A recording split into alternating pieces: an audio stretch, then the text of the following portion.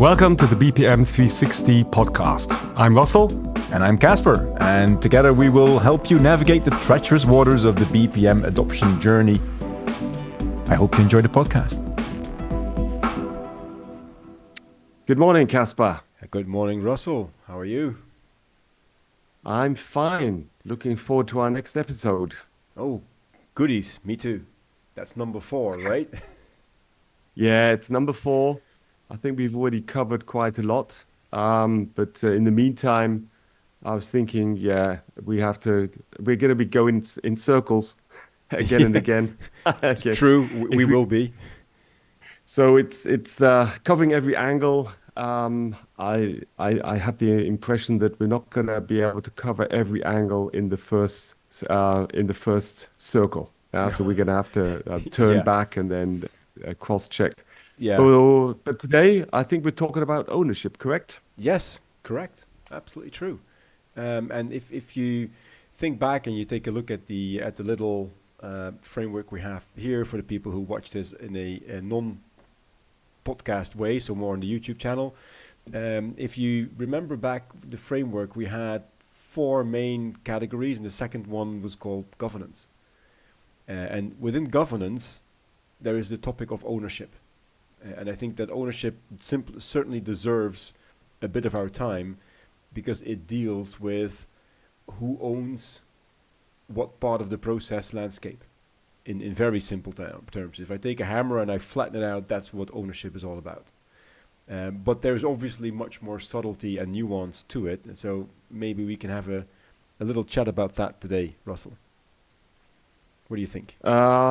Yes. And it's something that doesn't necessarily directly jump into your mind when you're talking about governance. So the overarching topic is governance, and within this we want to tick off the ownership. Coming from sponsor, stakeholder, I think ownership seems the natural next topic to talk about. Yeah, I think so because too. Because it's really about the people of it. Governance itself, it sounds like there's the keeper of the truth and all these aspects. But I think the main point about ownership, and this is something we want to talk about today, is how it has to be distributed. It's not like ownership that is something that could be kept in one hand, which to a certain extent governance is something where it says, somebody's got to take care, somebody's got to tidy up, somebody's got to make sure the rules are applied. And so governance, the ownership of the methodology, which we will be covering with the Center of Excellence, jumps more into your mind. But I think the organizational aspect of process management, or the real success, all lays on establishing ownership, and not just in one single point, not like there is one owner, but to think about the whole concept of getting a wide community of people involved and get people to take ownership. And that's what it really is about. Absolutely. That's a challenge. I think you worded that quite well. When you think back to the stakeholder episode we did in episode 3, part of that stakeholder group is the group of owners. It's a major part of your stakeholder group. So I think the ownership topic is very logically next. I also think that there's 2 things that we need to clarify before we dive into the distribution part of it. And that is, I think that there is accountability and responsibility when we talk about ownership. And it might be good for our listeners just to give our view on what is what. And I'll start and then I'll ask you to give your peace of mind on that. I think accountability is something quite ultimate. It's something that stays with you. If you have accountability for something, it's where the buck stops. It's where if the shit hits the fan, you're covered in it. That's what accountability for me means. Responsibility typically means that you're the one also doing the work. And that is something I believe, certainly when we look at it from the perspective of process ownership, is something that you might be able to delegate. The fact that you're a process owner doesn't mean that you need to do everything.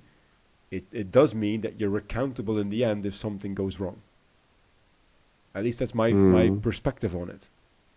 Any views from your side? I think in that context, what is important to say, so what are we really focusing on here? And I think when we talk in ownership, and you also said process ownership, it is more about the accountability, Yes. whereas then the delegation of getting things done, like the responsibility, is something where um, typically you want the people that really are accountable then start thinking about how and who else they get involved to be responsible for getting things done. Yeah? So Yeah. that's like the typical leadership management role you would see with the process owners. And what I think around this topic of ownership is important is, and it is always a challenge in setting this up, is uh, accountability for what exactly? Oh, And that's a you good talk one. about the Yeah. processes. So you're talking about the processes, and a lot of the times people say, yes, we already have ownership, or we are accountable for a process, but here we're talking typically about the operative execution of a process. And that typically in an organization, it doesn't matter if it's like a process organization or if it's just a classical, hierarchical organization, that is something that is typically always defined Mm-hmm. and very often claimed. Yeah, so here people from coming from, let's say, traditionally they say, okay, that's my department. Yeah, that this Yeah. is this is also my process. That's mine. Yeah, and so here. This claiming of ownership is something that seems to happen easy. Yeah. Um, the real accountability about this on the operative outcome of a process, that's something that's a lot of times written down, let's say, in the incentive program. Yeah. So it Yeah. says, you have to achieve these and these sales, easiest case. And it's something that is very easy, tangible. But when Yeah. we're talking about process management, we're talking about, I think you also mentioned in the first episode, we're talking about the process of change in the context of this process. Yeah. Yeah. So taking up the accountability to strive for excellence in a certain objective, whatever strategic objectives you have for process management. Here, setting down the objective of process management, BPM, yeah, Yeah. and owning this process of change in the context of your processes. And that's where things, especially in establishing this, that you see that you have a certain, sometimes even a conflict here. And in establishing this, and you also have to think about, is it the same person or Yeah. group of people that are actually, on the one hand, accounting or taking ownership for the operative execution of processes and their outcome, and the group of people owning the process of change around a dedicated process. And that's something where there's always a bit of confusion. Oh At yeah. the beginning, it's quite simple, but you have to then really establish this. Yeah? Let, And that's so it. let's make this concrete with an example, Russell. Let's take my absolute favorite functional domain, procurement. I love procurement. I've been working in procurement for many years in my days at DSM. Um, we had a global process owner in the person of the chief procurement officer. So he was a C-level person. He was responsible for everything that went around procurement. Not so the buck stops with him when it came to either sourcing or purchase to pay, and he was the global process owner. So he was accountable for anything that went on with relation to purchasing and sourcing processes. Also Mhm. master data, those kind of things, vendor data, vendor management, all those kind of things. However, if you look at purchasing, and certainly if you're talking about purchasing of raw materials for production plants, you have purchasing people in the plant who actually run the process. It's that operative execution of a process. The chief procurement officer, so your global process owner, he was not responsible for making sure that the purchasing process from an execution point of view ran in its optimum form in the plant. That was up to the purchasing manager of that particular plant. Um, what he was accountable for was making sure that all of the parameters were set into such an optimal degree that it was as easy as possible for the plant to execute that process. So it was all about process monitoring, process optimization, and making sure that the ground rules and the level play was there, so that the purchasing function in the business groups and in the plants were able to do their work in the most optimal way. So, and then you get into, so what kind of issues could you then determine? Now, at the moment that you start, for instance, ordering the wrong raw materials, that is not something that ends up with the process owner. That's just an operational issue. But if you, for instance, and we actually had that once, when you have a vendor that calls you and says, listen, I'm not going to deliver the next shipment until you finally start paying my invoices, you might actually get into a process owner accountability because the process is not running as it should, because you should just pay your invoices on time. So just to make that a little bit concrete. So when we talk about accountability for a process owner, we typically do not speak about the operational execution of the process, but about making sure that you facilitate as much as you can to make the process run as optimal as you can. That's a nice example. The question is, though, is that always the case, or how do you get this established? So let's take this example on, like we're talking about enterprise level, a company with different, let's say, global sites to mix things up and make things a bit more complicated. Now, when these roles are established, typically the necessity to have an overarching, let's say, like CEO, and he has then a corporate purchasing manager to take control of this. Is the idea of process ownership and accountability already something that organizations have in mind? On this, so is it like to say, look, typically if you go through an organization for key functions, there's the process ownership is something that is a natural thing that happens. Or I'm talking about, we're not talking about, say, the smaller companies where people are just deep down in operations, yeah? But we're talking about as soon as you do have like a complex global setup and you have typical headquarter functions, and you're looking at these people, and if not, where is there a gap to what we believe needs to be established around process ownership?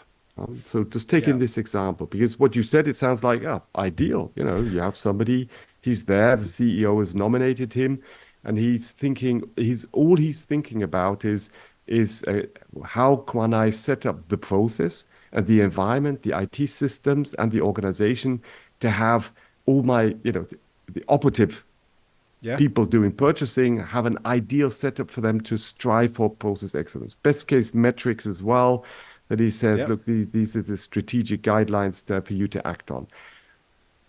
But I have the impression that's not always really the case. No, I think I agree with that. I mean, the example that I gave obviously is a best practice situation. That's how you would like it to have. That doesn't always make sense. And I think that with running the fear that I might overcomplicate things, it also depends on what type of process you're talking about. Some processes are, I would call them non-differentiating. You need to do them. If we talk about HR, IT, in purchasing, finance, those are typically not your core processes. These are processes that you need to do, but they don't give you any competitive advantage. And in those cases, very often it really helps to have this global process owner that can search for the synergies, that can actually share and mandate, if needed, best practices to make sure that the rest of the organization runs those processes as optimally as possible. If you're talking about core businesses, core processes, it becomes slightly more complicated because there's less standardization drive typically. And then ownership, if you centralize ownership on processes, then one of the reasons why you do that is to be more in control of standardization, if and where it makes sense. Another thing that I think that you just gave me an idea. Another aspect of ownership also is, um, oh God, what's the word again? I forget about that. But anyway, you need to lead by example as a process owner. You have a role. You're a role model. That's the word I was looking for. You're a role model, and I'll give you another example for that. This same CPO went out with a vendor for dinner, and the machine for the credit card payments was broken.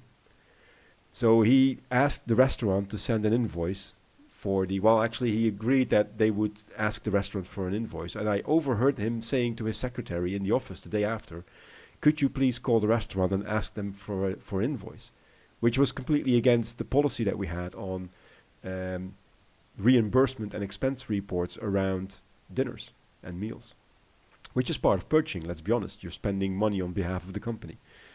So I went in, talked to the CPO, and said, listen, you're the process owner for purchasing. If there's one thing that you can't do, it's this. So we worked out, and luckily he lived a 3-minute bike ride from the restaurant. So I said, listen, can you please go back today on, just take your bike, go there, and see if the credit card machine now works. And if it works, you pay with your credit card and you follow the regular expense report. And when you do that, I have such a strong case to communicate to the rest of the communities. And listen, even our global process owner understands how this process is supposed to work. We don't ask restaurants for invoices, period. The percentage of invoices we got from restaurants after we communicated that dropped significantly. And that is also one of the roles that a process owner, certainly a global one, I think has to play. He or she is a role model. Oh, wow, that's a nice example. I'm just thinking about that. I'm going to have to top up the way I do my travel expenses because I'm telling all my employees how to do it, and I'm not sure if I really comply to the process myself. Oh, Yeah, that hurts. no, Um, no worries. You'll be fine, um, Russell.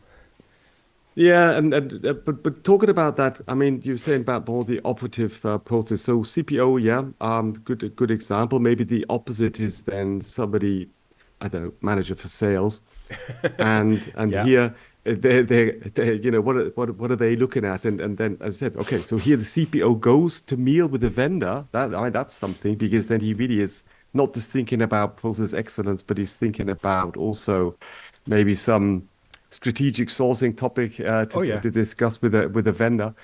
And so here the two worlds mix up. In sales, I'm sure that every month he will be looking at the revenues and thinking about what the hell can I do to get my sales revenues up, yeah, and yeah, thinking strategically maybe about different corporations, about the products that they're selling, the sales team. So definitely he'll be thinking uh,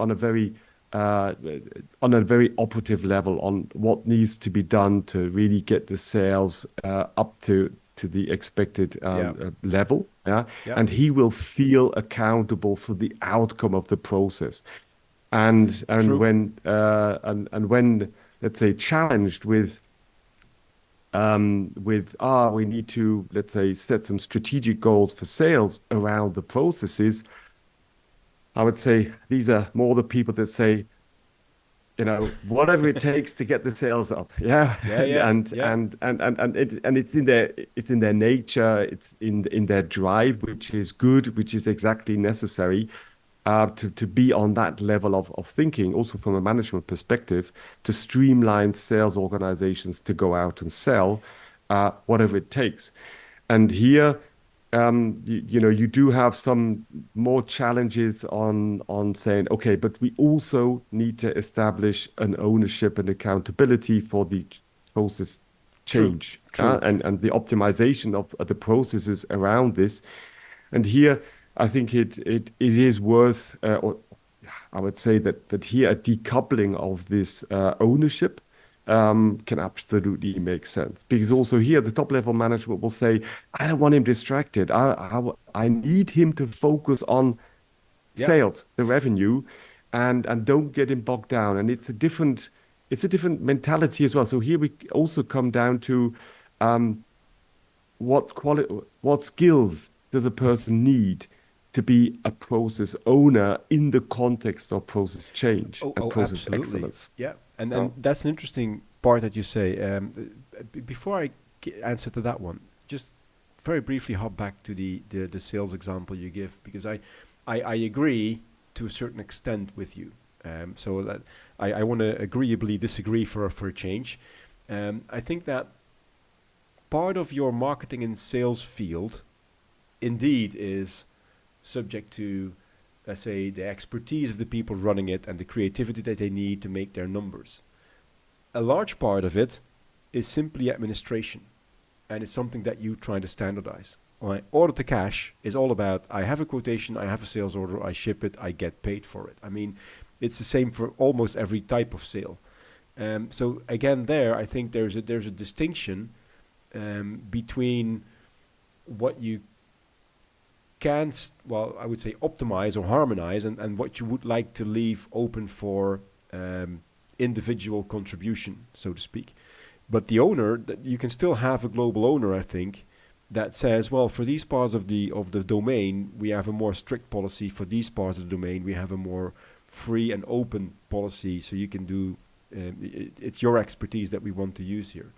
Now, if you translate that to your last remark about what type of person would you need as an owner, I believe, and that's what I typically advise my clients, is that if you're looking at non-differentiating processes, like I mentioned earlier, HR, IT, procurement for indirect materials, stuff like that, finance, you need to have somebody that's like a pit bull, and somebody who's really strives for and continuously pressures maybe not, continuously motivates functional domains to optimize, to harmonize, to standardize if needed. And it needs to be a bit of a bully from time to time, because it's not a natural behavior in organizations. On the other hand, if you're looking at your core parts, so how do I sell, for instance, so the art of maybe doing the whole marketing or quotation process in sales, you need much more of a diplomat, I think. Somebody who's capable of identifying that in different parts of your organization, you might be running the same process in different ways, and you might have spotted a best practice that you then might be able to persuade other units to take a look at that. There's no stick, it's more the carrot. So there, I think if I think about ownership and personalities, that one comes to mind for me. so just again to recap, so when is the case that you have the pit bull So I would and say that, yeah. versus the diplomat? So And I just have to think about this. What if that is it driven by the the the level of standardization that I in a certain domain that I want to push through, yeah, and I, that th- I think I then think it calls for is. the pit bull? Yeah. So if you look at a discipline like HR and IT and finance, with all respect for these, they're still important domains, but they give you no competitive advantage if you're a regular company. So what you need to do is you need to make sure that you run these processes as cost effective as possible. Now, one way to run a process across units as cost effective as possible is to harmonize or standardize it. I mean, it's that simple. I mean, purchase to pay, with all respect for that process, is a standard process. Yes, of course, you will Mm. have variations left and right because of legislations in countries, and I know that in China you need the e-stamp, but you automate that. The process on the process level is the same everywhere. And I can know because I standardized it across the world when I worked in DSM. It was the same everywhere. So if you want an owner, you need a pit bull for that. I agree. Marketing is a And different species, or R&D, for instance. That's where you make a difference as a company. That's where you need a diplomat.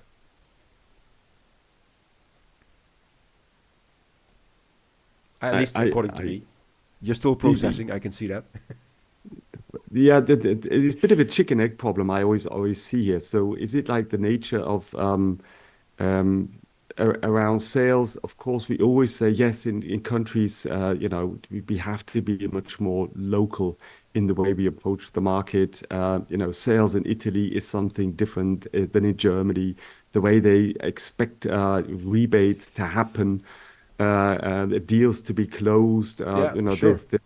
There's always a lot of interaction with your customers, and here you have to have a higher level of flexibility. And the customers on a local level, they have their own culture, and this has to be taken into consideration. So here, also from experience, there's always been these two big parts, FICO, the financials and purchasing, highly standardized, and Yep. typically also the during the IT initiatives or transformation initiatives, it's always here we have to differentiate in the domains where we have a high level of standardization, and others where we say that's just the nature of the domain, that this is something that we cannot just we have to think differently about excellence, and have to be more flexible here. So Yeah. I'm still, so reality, it is exactly shows exactly that, and also my experience really covers that. They did say that the skills and the type of process ownership, it depends. It And depends. the Yeah. good thing is, if you look at, say, the people in finances or in purchasing, their nature, Yeah. if they're It's true. purebred purchasing officers, they have their RFPs, and they stick to the procedures, and Yeah. it's and sales guys, they say whatever it takes, I need to get Yeah. the revenue in, Yeah. and the whole culture around this organization is there. And so maybe looking at that, and of course, as a top level manager, you say, yeah, I still need to give an overarching idea to what this whole company is about, and have a very clear view for where do we want to differentiate, where do we need to be more competitive, where do we not want to fall in the trap of just doing what our competitors do and then falling Yeah. behind, but have a very Yeah. fine sense of where are we good because we are like efficient, and where are we really good because we are flexible, and Yeah. are full of innovations, also in our processes, in the way we approach the market. And Yep. that, I think, True. what is on a C level, if that is something that is more than just a high level, just strategy and vision, but that's something you have to bring through all the roles in a diverse organization that is set up globally. And I think that's Yep. the master art of whatever managers can achieve.